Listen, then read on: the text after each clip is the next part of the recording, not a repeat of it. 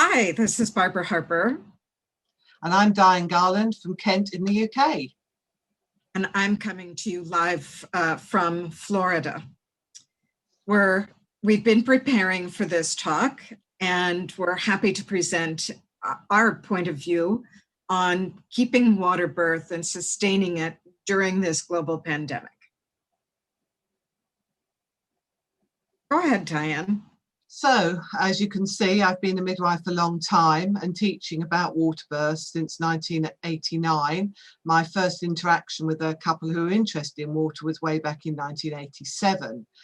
As you can see from the slide, I've been very honoured to be able to do a lot of teaching around the world, but probably for me, my biggest accolade and what I was very grateful for was last year I was honoured to be made a Fellow of the Royal College of Midwives for my work on water births.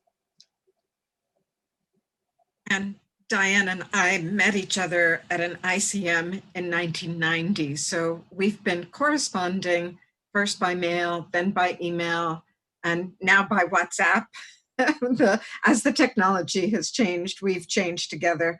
And I founded Waterbirth International to present material for both parents and providers that was based on available evidence. And my personal evidence is of being the mother of 2 water babies in 1984 and 1986. I also teach worldwide, and Diane and I often teach classes together, and that's why we decided to come together for this presentation just for you. You can reach all of us, each of us, at our respective emails and Facebooks and Instagram accounts. So we need to ask a very fundamental question, and that is water birth safe? And is it a realistic option during this pandemic of COVID-19? During this class, we're going to be exploring and discussing, first of all, the benefits of water. The benefits for mothers, the benefits for babies, and the benefits for providers. It's like Diane and I are going to be the defense attorneys or solicitors, and the defendant is Waterbirth. And we're going to present our case and compare and contrast the experience and concerns of Waterbirth against the evolving evidence. We're going to start at the beginning in March and go through that. We're going to summarize the infection prevention measures and cleaning procedures, how to prevent infection in any water birth, but especially with an emphasis on COVID-19. And then we're going to follow up with examining the fetal heart auscultation practices from different parts of the world, but especially the UK, and how to manage physiologic third stage in the water. We're not going into detail, but just to reassure you that it's safe with the pandemic. And at the end, we want you all to be able to develop a plan for the future of water birth, for the future of your water birth integration for labor and birth on your unit, and all of that should be based on the available evidence. So let's begin. Go ahead, Diane.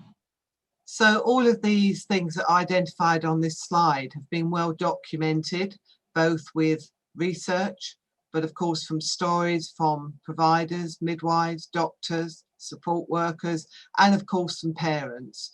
We have a huge range of information that supports all of these benefits. I thought the easiest way perhaps to try and introduce some of this was to tell you a story. Midwives do love a story. So this is a real one. This was a mother I looked after many years ago. She was a first-time mother, and she was being induced in my unit for post-maturity. She was very anxious right at the beginning, spent a lot of time talking through with her what wasn't called in those days a birth plan, but would have been now. And she was very adamant right from the beginning she wanted an epidural. Now, where I worked and in where many people work these days, the anaesthetists are not keen to allow a woman to have an epidural until she's 4 centimetres. There's no great science behind that. But that was our discussion. So she was very distressed with the induction process, both physically and psychologically.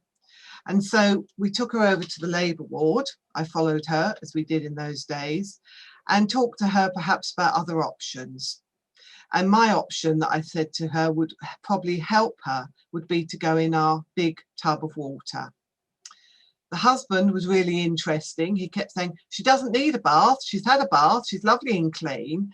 And so again, trying to explain all the benefits that water would offer her. She did go into the tub. I left them in peace and quiet with quiet lights and their music going, came out, went back in about 15, 20 minutes later to auscultate.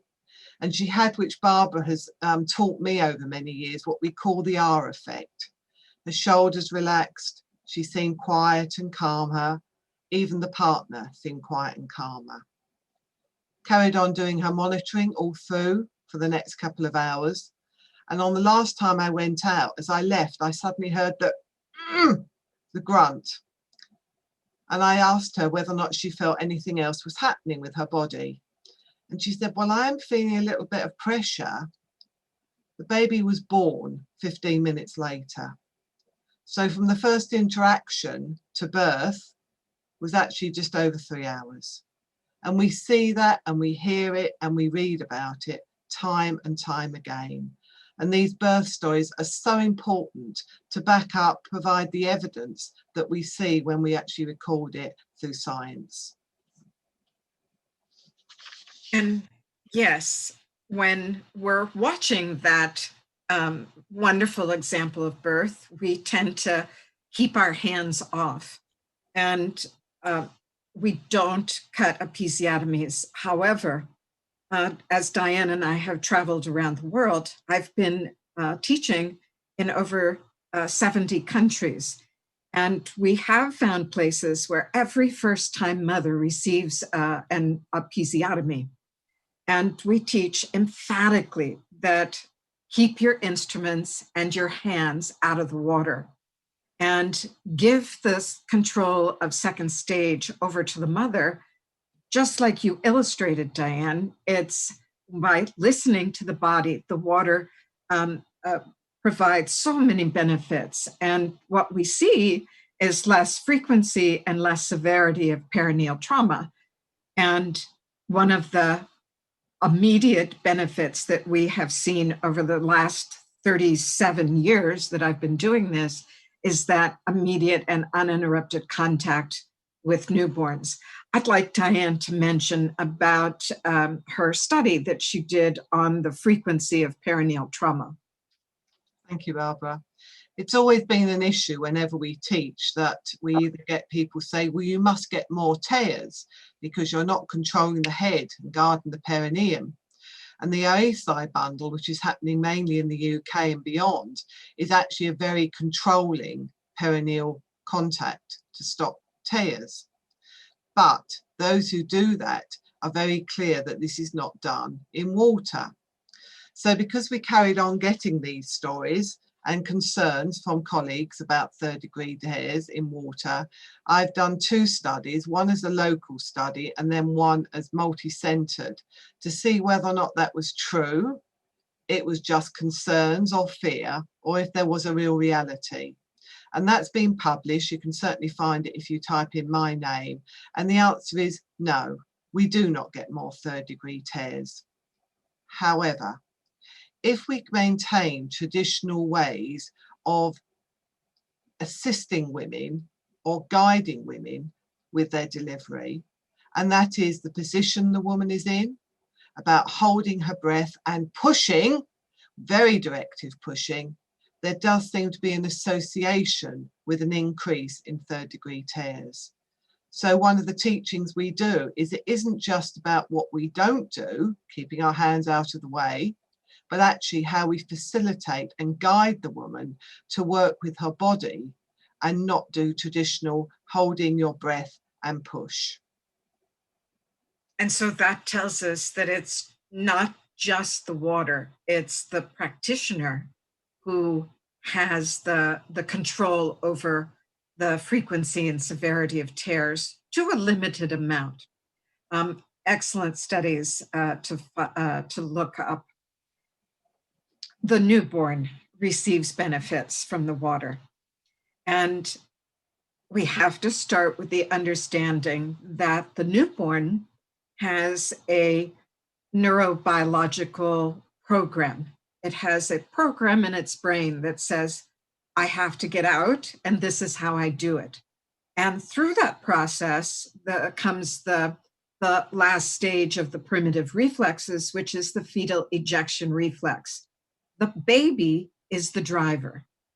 And water facilitates this much better because of everything that the mother is escaping from. She's escaping from that direction. She's escaping from being tied to a bed and a monitor.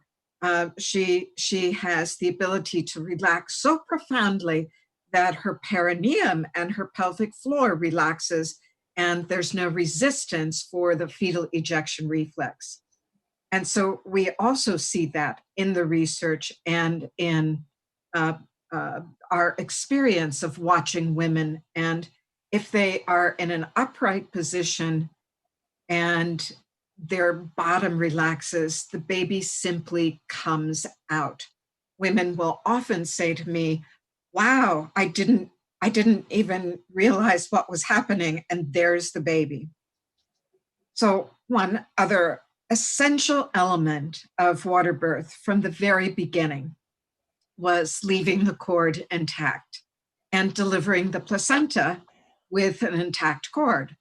When we do that, we give the baby the optimal amount of blood to fill the alveoli in the lungs, which has to happen before breathing and transition to newborn breathing can happen. So having optimal cord clamping is a benefit for the baby. It makes a healthier baby, and in the short term as well as the long term. And this is why we call this style of birth a gentler transition from womb to room. And can I just say about the optimal cord clamping? I think one of the things that many of us have learned over the years is it's not just what we do, it's how we phrase it. So when I first started my practice many years ago, we used to call it delayed cord clamping. And that always felt as a very negative wording, and yet it was a very positive thing to do. So over the years, as more and more research has come out around the world about the benefits, as Barbara's described, many of us now encourage and write about it being optimal cord clamping. So it's a positive word, not a negative word like delayed. And we explain that to parents and the importance of using those positive words in all ways, but not just with cord clamping. Excellent point. So keep mother and baby together. And then the effects of skin to skin, while we wait for the separation of the placenta from the wall of the uterus, is absolutely a better temperature regulation. The skin of the mother has temperature probes, and her brain interprets the temperature of the baby every 3 seconds to 4 seconds and raises her temperature to regulate the temperature of the baby. We see babies having much better blood glucose levels, and of course, they're quiet. This is what freaks everybody out if they're just being introduced to water birth for the first time, is a quiet, non-screaming baby when they're in what I call the sanctuary. The sanctuary is a safe place, and it's also a sacred place where the transition from fetus to newborn is happening right before our eyes. And so this baby will often appear to go back to sleep, and that's when the brain is wiring for the outside world at the same time. So this is an incredible benefit that we witness. And that we can also witness on the bed, but this is where it was first illustrated to us through the hundreds and thousands of water births over the past 40 years.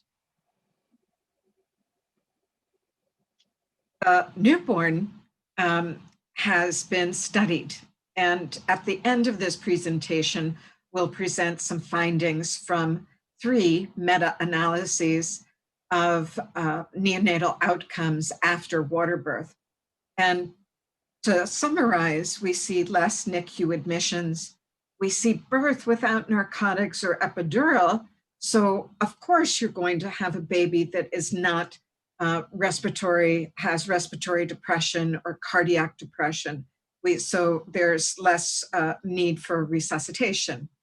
And the full complement of birth hormones is a significant benefit for all human beings at birth. Babies are born to connect. That's how their brain wiring works. Diane, why don't you talk about, as a midwife, what benefits you've seen for the provider? So these again have been studied. There haven't been many qualitative studies for our point of view as the providers, but there are some. Some of these are hopefully fairly self-explanatory, but I'd just like to elaborate, if I may, on a couple. And the first one is the more job satisfaction. Not only during COVID, but midwifery is a very, very hard job. Anyone who says it's not are not practicing. So what we hear from colleagues when they're already doing water births or just at the beginning of that journey is they use the same words. They say that this is enlightening to them. It's fascinating. It's empowering. We talk about empowering women, and we're talking about empowering caregivers. So the words that come out are actually parallel to what women tell us. They learn again, or relearn, or maybe learn for the first time. Barbara and I have said we work in other countries. The power of normal physiology, the power of labour and birth, which adapts so beautifully when you have non-interventions in a pool. The social distancing means that the woman can actually bring her own baby to the surface. We're there to facilitate, we're there to guide, but this is the woman's birth. We want her to have that empowerment, to feel that she's safe, she's got hands there to be with her, to actually bring her baby to the surface. But it's incredible when you read the stories from midwives who have never done a water birth before, and they write such beautiful descriptions of how they felt as a midwife. We see it when we go and teach, and we watch people's faces. If one of us is teaching, often the other one of us is on the sidelines, and we watch colleagues when Barbara or I show films or we show birth stories on just slides, and the eyes get bigger and wider as people actually can't believe what they're seeing. And that happens even now, even though Barbara and I have both been teaching for a long time, we still find that when we actually watch and listen to our colleagues. It's a very, very powerful way to be a midwife who is with women. I put this photo from Dr. Francisco Javier Hernandez Mora. He's in Guadalajara, Mexico. And he sent me a whole host of photographs of water births during COVID. This picture was taken in July. And you'll see on many of the photographs in this presentation, the dates. So July, August 2020, even March, things like that. People were still doing it. But Dr. Frank, as I like to call him, sent me these photos because he said, Barbara, when I took your water birth workshop, it changed my entire perspective of being an obstetrician. And that is better than any paycheck Diana or I could ever receive, because we know we've left a legacy in that place, and that those water births are going to continue for years and years and years to come. So in our research, we have collectively talked to people in many different countries. We've done interviews, Zoom conferences. Diane has been teaching a COVID and Waterbirth Zoom conference just about every other week on her Zoom. And we found that some countries never stopped. You can read these here. We received some photographs just recently from Turkey, Argentina, Finland, Taiwan. And these are places that some of us that's we have sometimes been to teach in, but other places we haven't, like Denmark, Norway, and Greenland. We haven't gone there, but still they're continuing their water birth practice. And in places like the US and the UK, some hospitals continued and some hospitals did not. In the US, we have quite a few birth centers. Those are out of hospital birth centers. Those are freestanding. And there was some question in the beginning in March, but they continued because that's the only pain relief. That's the only comfort measure that they have because they don't have access to Entonox. They don't have access to epidurals. They only have access to water. And so if water is your only method of comfort management, you want to continue it. We've often been asked as why have some countries stopped but others have continued? And it's a continual question that comes up for me when I'm teaching. And I tend to give people sort of some brief parameters why.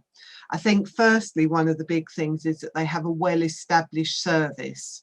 And that isn't necessarily always several years. It's just a well-established service. That they've got good clinical support, so colleagues. And there are some studies that show how important colleague support is, particularly if you're in a large hospital institution, that you must have your management support. You need that management support all the way through your organisation. And the bigger the organisation, the more managers there are. And that has also shown to be so important when you find out why some units have continued. Having access to education and going back to all the different types of Zoom sessions and media platforms that Barbara and I are using to get the information out to colleagues. And then finally, I think pre-COVID and during COVID, which is important, data collection.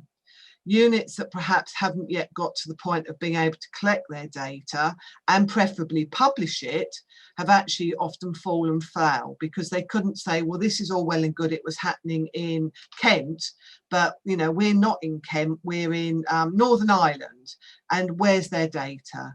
So it's a big plea both from Barbara and I at every session we ever do, please collect your data and please, please, please publish it. And if you need help with that, Barbara and I know lots of people who will help. In God we trust, all others send us your data. So Diane, catch us up on what the RCM and RCOG are saying. Yeah. So we have to remember and look at the date. This is the 20th of March. This was when COVID was really just starting to become such high profile in the UK. And often these papers are putting out very early on information papers or statements. This was called a position paper with very little information and sadly very little evidence. And we still struggle with that evidence and we recognise that. This is not going to be a research paper and probably won't be for several months and possibly years yet. But it was a joint paper. There was concerns, as you can see there, about suspected or confirmed cases.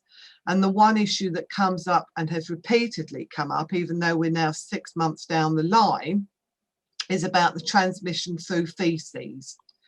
Now, access to some of the early work can be quite challenging. However, this paper do quote 2 of the Chinese studies that were published in March about transmission through feces. And they did say that whilst genetic material of the coronavirus may be found in some of cases of positive COVID patients. It did not necessarily mean that that virus was infectious.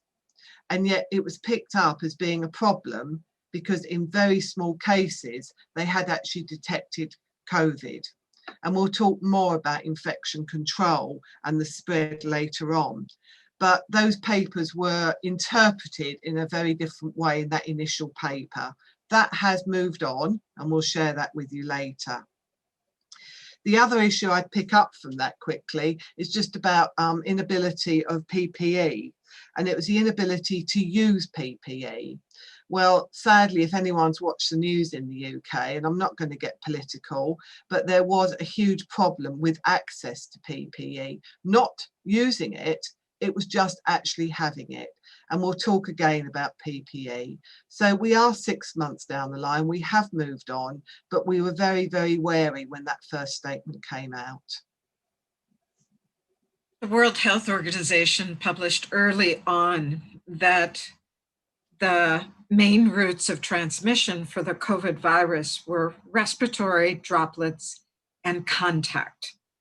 And that the droplets might come onto different surfaces, and you had to be within a certain distance of someone who was actively infected and positive for COVID.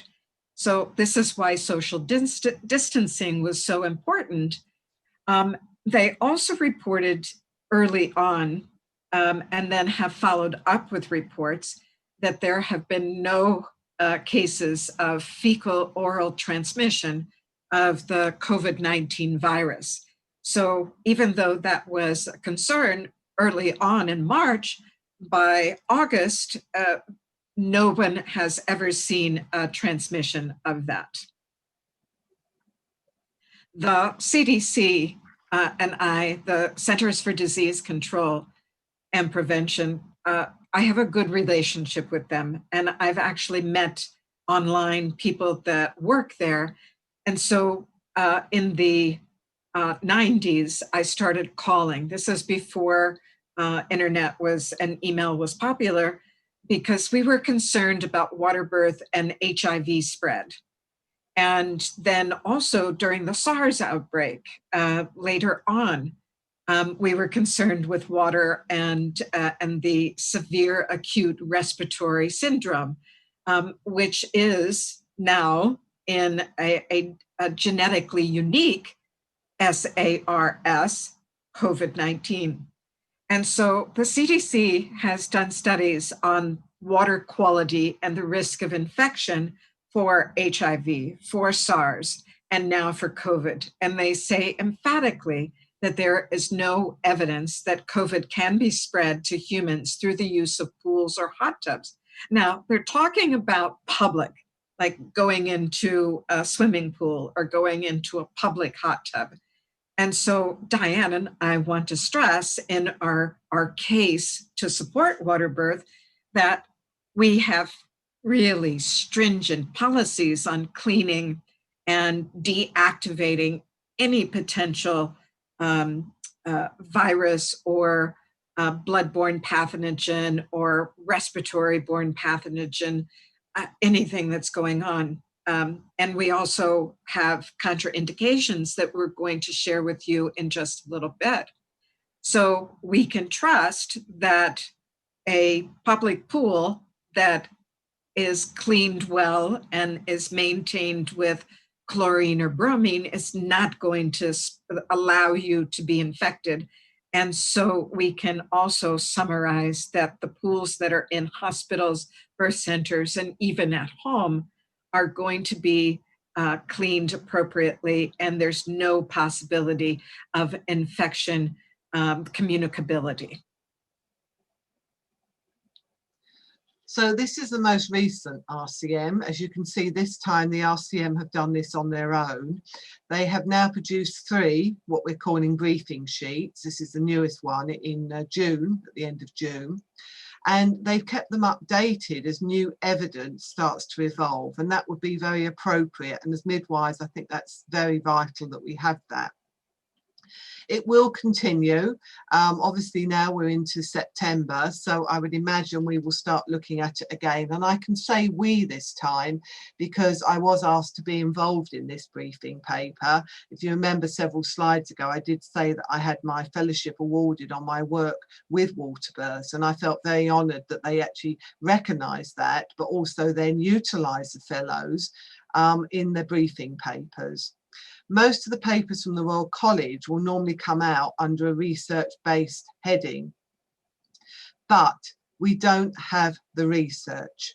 We have lots of case studies, we have lots of work going on, but to call these papers research-based or evidence-based at the moment would be wrong, and that's why they're called briefing sheets. What is our challenge at the moment, and it is slightly mentioned there at the end, is about waterbirth is contraindicated for women who have either obvious or confirmed coronavirus. Our challenge is certainly in many countries they're still not testing. Certainly I had correspondence with a colleague in India recently.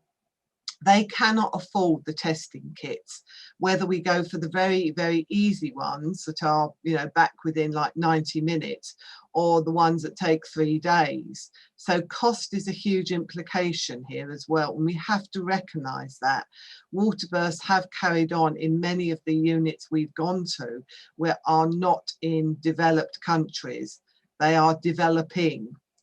So our challenge at the moment is that if we are starting to test more women, we are going to find women who are testing positive but are asymptomatic. How we can still provide a safe environment in water for those women, and of course the providers as well. And that's something that's going to be going on for many months, possibly years. We just don't know. What is interesting is that those of us who didn't start testing till quite late during the pandemic, we will have had, I'm absolutely certain, women who, if we tested them, would have tested positive, no symptoms, but they still had their water births. And that's one of the things we've been ensuring people do, that they follow that up and let us know if the mother, the baby, the provider or the birth companion do develop COVID within that normal incubation period of 10 to 14 days.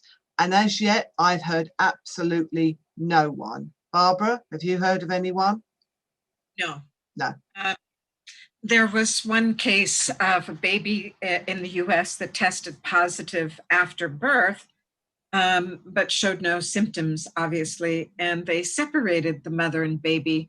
The mother was tested negative, but the baby tested positive, and they didn't know how that came about. But just as good measure, they separated the mother and baby, and that wasn't a good choice either. So tell us about the international group that from Oxford Brookes. Yeah. So paper that came out in between a couple of the RCM papers. This is led from Oxford Brookes. The uniqueness and the robustness, I feel, of this particular paper is that it is multi-professional. It's not just midwives, there's a neonatologist on this group as well. It's also the first time that we've actually had an international paper together from the US and the UK. Again, experienced midwives, many of them are professors. So we have some real robustness with the people who have put this paper together. This was one of the first times that this word social distancing with water sort of rose. And it is social distancing almost by default, because we're not intruding. We're not doing interventions that intrude with the normal physiology of labour in water. I just put a slight proviso in there. What I would hate to see, and we haven't seen it or heard of it yet, but where the midwife or the provider is all dressed in their PPE, you'll see some photos in a minute, and she or he is sitting halfway across the room, and the mother with her birth companion is at the other half of the room. So I think we have to, again, be careful how we interpret the words. Yes, we've always had a degree of social distancing because it's been non-interventionist, and it's been sitting there listening, watching and learning as the woman goes through her labour in the water. The issue about postpartum hemorrhage was nothing to do with COVID. This was raised and has been raised in lots of places, and this is about the provider's ability to estimate the blood loss in the pool. But this is nothing new. Barbara and I know this has been going on for years. There is work going on, learning packages being designed. Some have already got them, but this was nothing to do with COVID. But it got pushed into some of the papers to the point where at one point people were being told that women shouldn't deliver their placentas underwater. It is absolutely nothing to do with COVID. It's because the provider finds it difficult to estimate blood loss. Thank you, Diane. Back to the CDC for just a moment. We have prepared a list of all of the links and the bibliography for this course, which you will receive as a handout. And one of the links is to this statement about water quality. So I just want to mention that if you can drink the water, if you can shower in the water, if you can bathe in the water, then it's safe to use for birthing in the water as well. We get lots and lots of questions about that. COVID or not COVID.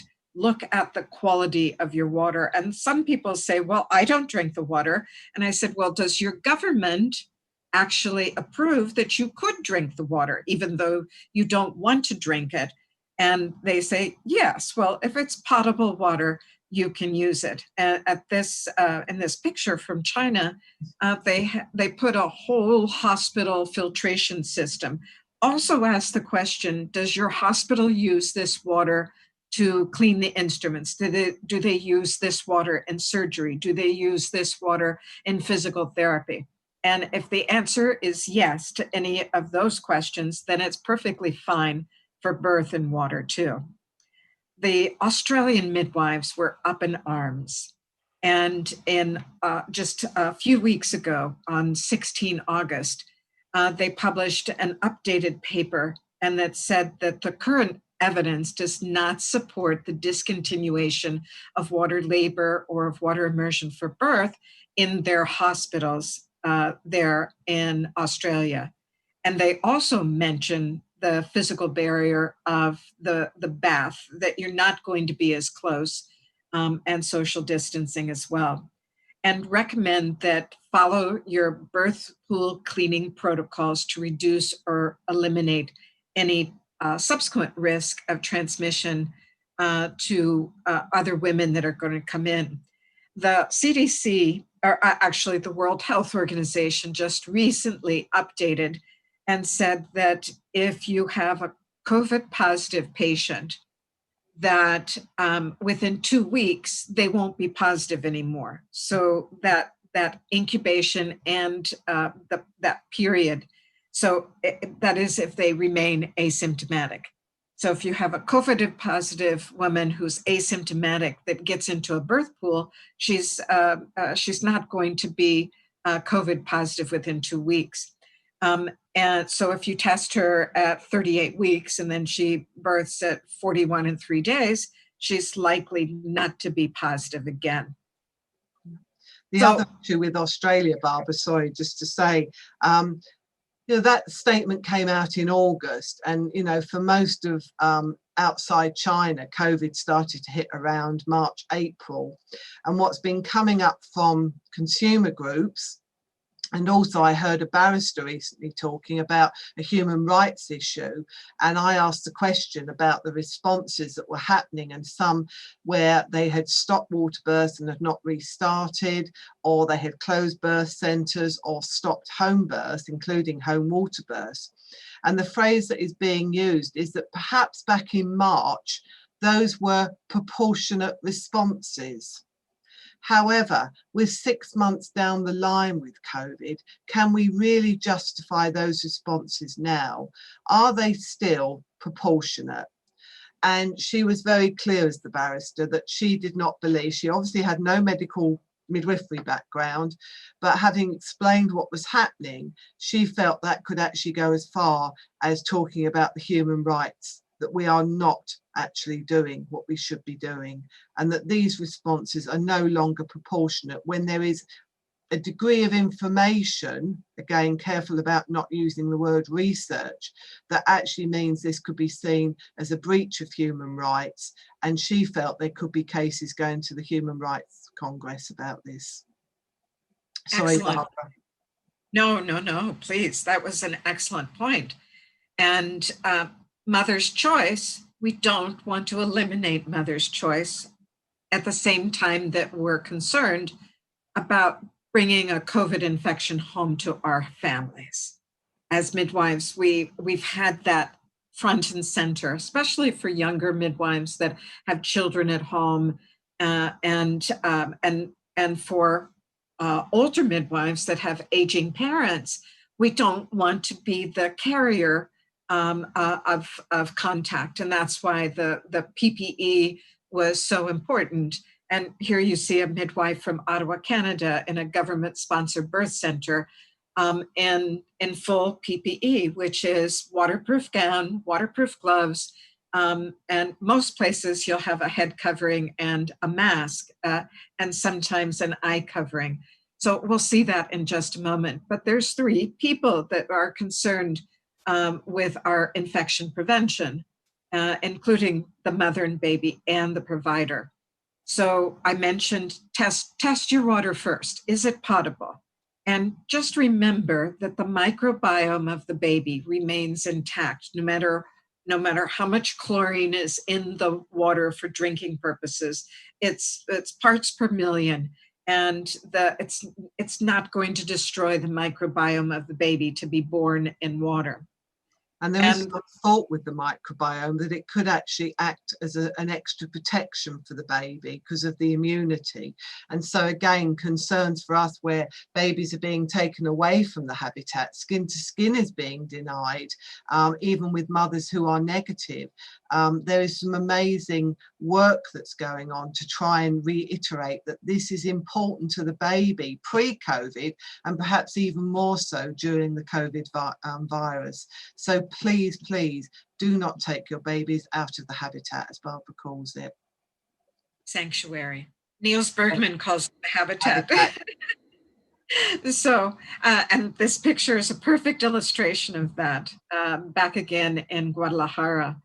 So we've broken down some of the common infections, and group beta strep, SARS, including COVID-19, hepatitis, HIV, they're all communicable without water. The only communicable diseases that can start in water are Pseudomonas, Legionella, pneumonia, and Burkholderia piquetti. And the Legionella and Burkholderia piquetti they grow in the water, but only if you let the water sit for usually 3 to 4 days, not 5 hours. And then they evaporate with the water evaporation. The bacteria evaporates and become an airborne virus.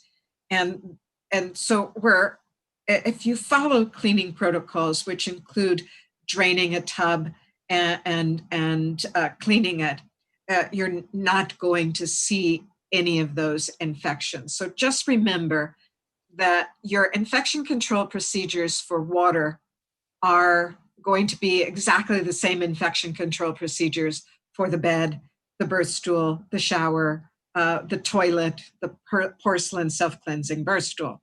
So wherever this woman gives birth, your infection control procedures are going to remain intact. Anything that goes into the water should be cleanable or disposable. And people have asked me over and over and over, should I add something else to the water to prevent infection? And the answer is no. Unless you are completely off the grid and you don't know about the water quality, then you might, if you're not drinking that water, you might want to put 30 milliliters of bleach in a typical 350 liter pool of water. the birth pool in a box is 350 liters or about 90 gallons. We find that it's just not necessary, and we don't have to worry about feces, because basically the solution to any pollution is the dissipation of that bacteria. So it's the dilution factor is going to also make it safe as well. So Diane, tell us about. So infection control, we've said, you know, we do have good cleaning processes, we have good protocols, we can share them if yours is perhaps needing some updating. They will vary from place to place and equipment to equipment and even pool to pool, because there are several different companies out there. But, you know, if you're not sure and you can't find it, come back to us and we'll see if we can help sift through what needs to be written into your policy. One of the things we have slightly changed is that now we're very conscious women will often come in, particularly to our birth centre, with different pieces of equipment. They'll bring their own birth balls, they'll often bring their own music or their own flotation aids. So we're just wiping those down when they come in. There isn't a great deal of evidence how long COVID remains infectious on any sort of hard surface. It varies between about 3 to 7 days, and most people go for the middle at about 5. So we will always wipe those down. But because obviously in the UK we do support home water births, it's the same for any community midwife going in to a home water birth. If she's taken equipment in, that's also wiped down. It should be wiped down between clients anyway, but certainly things like the Doppler or any other equipment she's taking in. So they're minimal changes, but they're about protecting everyone within that environment. And it's just thinking it through without making a huge amount of change to what you would do as safe practitioners. So here's our famous PPE. It does vary from practitioner to practitioner. It does vary from unit to unit and country to country, but this is everything that is usually on offer somewhere. Barbara, just say about the head coverings in China. Everybody gets a head covering when you walk into the unit, and sometimes they're cloth and sometimes they're the paper head coverings. You get shoe coverings, head coverings, and body coverings just to walk onto the unit, not even to attend a birth.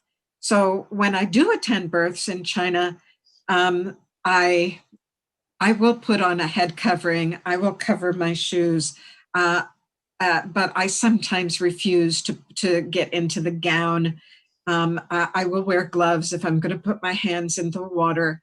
But the head covering, it's there so your hair basically won't get in your face while you're delivering a baby, while you're helping a woman give birth. It's a must in China.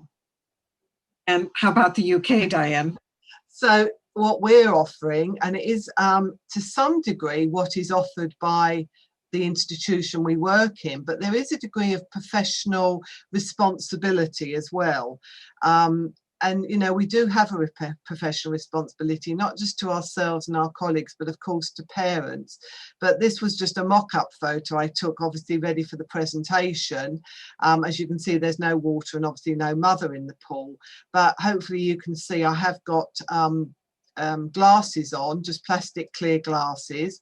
I have a face mask. I do have a plastic apron. You can just about see it underneath that waterproof gown. And then we do wear gloves.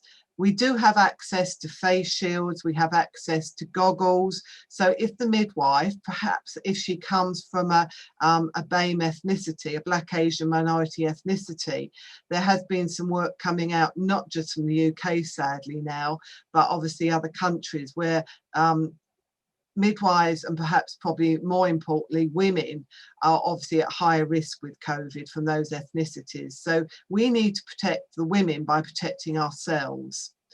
However, in the Philippines, which very kindly they sent the photo to Barbara, as you can see, to me, it looks much more like the hazmat suits that are intensive care, some A&E, and certainly some of the paramedics in the UK are having to wear if they're walking into an environment where it's known or presumed COVID. But I wonder how they cope with the heat, Barbara, with that. Oh, it's terribly hot. I was speaking with Dr. Beverly this morning, and she's got such a good reputation. She has taken COVID positive women for Waterbirth by wearing that hazmat, or what she calls a spacesuit.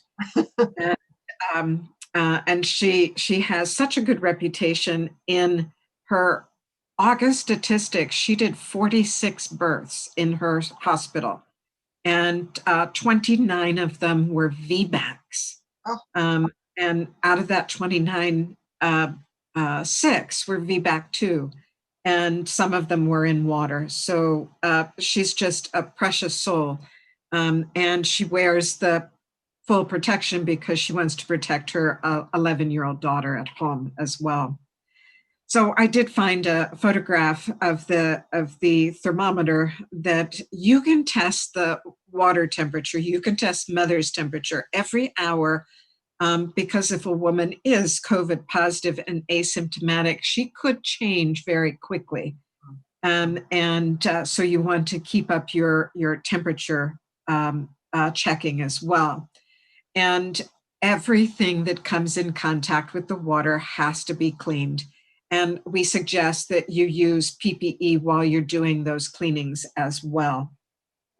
And here's just some looks at some of the equipment, the drain pumps, or bombas in Spanish, the floating thermometers. If you can get rid of your floating thermometers and use the infrared thermometers, that would be much better. And then, of course, your hoses and your connectors, everything has to be cleaned. And if you're setting up at home, decide during your prenatal meetings who's going to be responsible for setting up the tub. And as a midwife who still attends home births, especially since COVID started, I always have an extra liner in my car or in the kit, just in case one gets torn, or it gets used, or the couple uses it before birth. We want to start with a clean liner. And just make sure that everything is wiped down before you place the liner on, and then after you take it off. There are 3 substances that are approved by the Environmental Protection Agency in the US to use for cleaning. And one is chlorine in a 10% dilution. One is quaternary ammonia. And the quaternary stands for, it's an agent that will kill 4 things: Staphylococcus, Streptococcus, E. coli, and all bloodborne pathogens. So if you have, and I like to use quaternary ammonia because it's only at 2.5 dilution. And so it's much more economical, actually, and it's non-sudsing. So you can spray it on your surfaces, leave it with contact for 10 minutes, and then just wipe it down with a clean cotton cloth.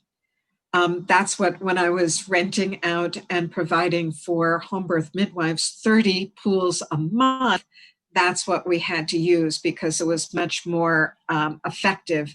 And we never, ever in 25 years of renting out pools ever saw a postpartum infection from one of the pools. Hydrogen peroxide at 35% is your other acceptable cleaning. And it's okay for plastics if you're concerned about inflatable birthing pools. And you can also purchase hydrogen peroxide individual wipes so that are 35%, but you usually have to go to some sort of chemical cleaning distributor to find those. So let's talk for a few minutes about the practical matters of testing status.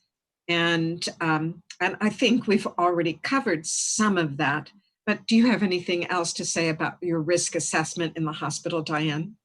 No, I think it's very much about symptoms and using that professional intuition. It leads on nicely to the collaborative decision making, which is further down. I think, what worries me is that because birth companions in many places are being restricted or not allowed at all, I would find it very uncomfortable if a woman didn't feel she could actually tell me whether or not she had any symptoms or a family member had symptoms, because they're frightened that they wouldn't be able to have their chosen birth companion with them. Conversely, the other side, and there is some early evidence coming out about this, about what in the UK we call BBAs, born before arrival, because women are frightened to come into the hospital situation, or they're not going to be able to have their birth companions with them. So I go back to that phrase that was used just a few moments ago, if I may, about proportionate response. To have a BBA and known that you're not going to have a health professional with you is, I think, very, very concerning for our women and for the way forward. The other thing, and Barbara did mention it, if I may, is just reminding us about the temperature issue. Having a temperature may not just be COVID. It could just be purely that the woman is dehydrated and the room is not well ventilated. And that certainly is brought up in the Royal College paper. Or, of course, it could be masking another infection. And because temperature has become one of the first be-all and end-all symptoms that people are looking for, I would hate us to lose sight of a simple thing or masking another symptom. Exactly. So one of the reasons that Waterbirth has such good outcomes is that we do screen and we do have a stringent list of contraindications. And so absolute contraindications means pathologies. Like you mentioned, a fever is a contraindication because it might be masking an underlying infection. So and the operative word is untreated skin, blood, or respiratory infection. And by sticking to these absolute contraindications, we eliminate those people from being in the birth pool itself, and therefore the statistics are much better. People can question our statistics all the time. Oh, well, that's just because they're educated upper class women. No, in China, everybody is allowed to be in a birth pool if they meet the criteria. I know. We're going to take about 5 more minutes, I think. Okay. Across the world, when a woman is in a pool, she's either on a telemetry unit or we auscultate the fetal heart through a portable Doppler.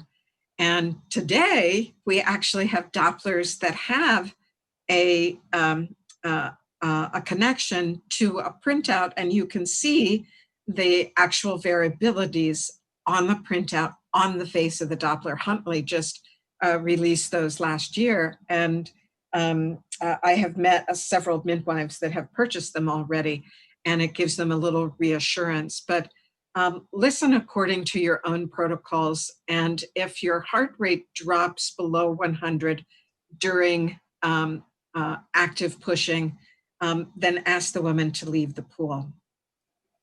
Diane, could you just briefly go through third stage management after a water birth? Yeah, I think they're fairly self-explanatory. Just a couple of bits I'd pick up. Maternal preference, I think, has to always be the first, whatever style of management we're going to do for the third stage. And also the provider's skill and clinical experience. I think that's so important, and that's where this issue about the estimating blood loss comes up. As I said, there are learning packages and there are new ones being designed, but please bear with the researchers and the educationists. They, like so many other colleagues, are being pulled in lots of different directions. So some of these packages for learning have obviously had to be put on hold. And it's just a plea that, you know, please, we will get there, but we are going to take longer than we had hoped for. So I think most of those, Barbara, are self-explanatory. And the timing of placental separation, we're not waiting for 2 hours with the woman in the pool. Typically, it's 3 contractions after the birth. It's before we see placental separation. And you'll see that by this look on the mother's face, like on that 3rd contraction, like, oh my God, what just happened? You know, she's probably having the most painful contractions of her whole entire labor. And you look at your watch and it's typically 10 to 20 minutes after the birth, and you'll see some cord lengthening, you'll see her discomfort, and then you'll ask her to change positions, get up into a full squat, or put her fist in her mouth and blow, um, and and push her placenta out, because many women don't want to push again after the baby. So you have to coax her into it. And then you do a ceremony and cut the cord after she and baby are out of the tub. This is from the midwife that sent us the pictures from the Ottawa Birth Center. And active management can absolutely be done after a water birth, but know that is an option if you see any indications of postpartum hemorrhage, or if she has a history that you might decide ahead of time that you're going to do active management. And Diane, just address the oxytoxic before the end of 10 minutes.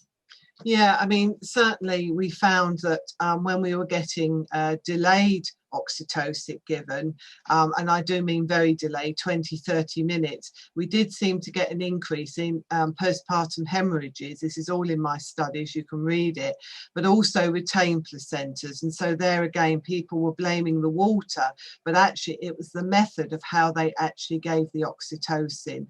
So we need to be very clear of the pharmacological actions and the timing of giving that oxytocin.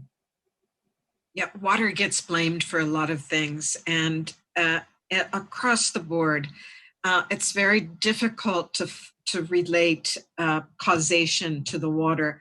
It's I say water doesn't have any complications, but the people who attend the water birth cause the complications. So there is significant research going on today. There's some prospective studies. There's more COVID studies happening every day. There's a huge water birth and COVID study that's happening in Brazil, and I've been a supervisor from the very beginning of getting that started. And there are papers, Diane and I looked through every single paper that was related to birth and COVID, and there were quite a few to sort through. And so we want to caution once again to look at what changes to your practices will have on the impact of human rights and birth rights for both mother and baby and family. And in the overall research studies of water birth, Diane and I both cover these in our courses that we teach for full water birth education. There's over 500 research papers published in various journals around the world. And within those published papers, that represents over 100,000 mothers and 100,000 babies that have benefited from this. And water birth outcomes have always been found to provide better outcomes for neonates, not just as good, but often better. So we can say with confidence and assurity that water birth is just as good as bed birth, with less NICU admissions, fewer infections, and much more maternal satisfaction. And without saying too much, we're giving you the bibliography, but these are the 3 meta-analyses for the effect of water birth on neonatal mortality and morbidity. And they were rigorous meta-analysis and reviews, and they all came up with the very same statement that water birth is good for babies. So to finish, let's just watch a clip of my friend Lisa Marie Sanchez Oxenham from California, who is filming with an underwater GoPro camera. And this is what a mother-guided hands-off birth looks like.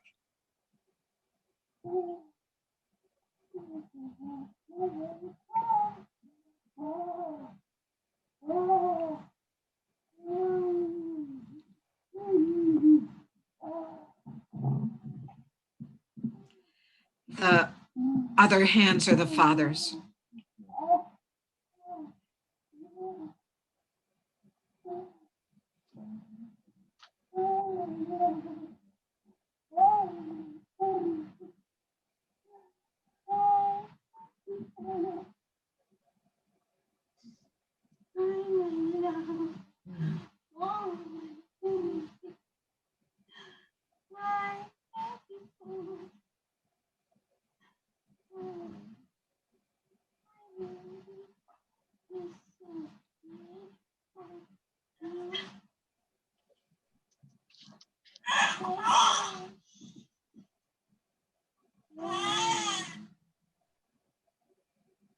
Wonderful. And where's the midwife? She's social distancing.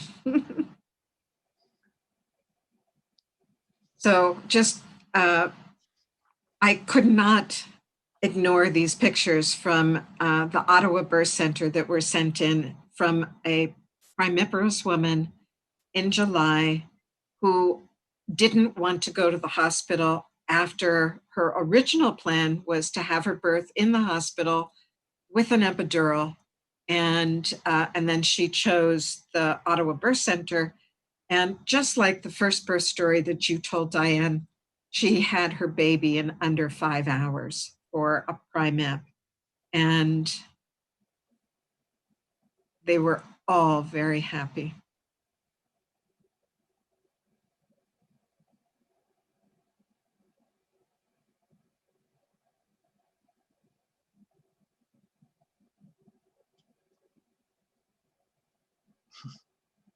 There we go. Thank you so much for your time and your attention, and we'll be taking questions. Thank you very much, everyone.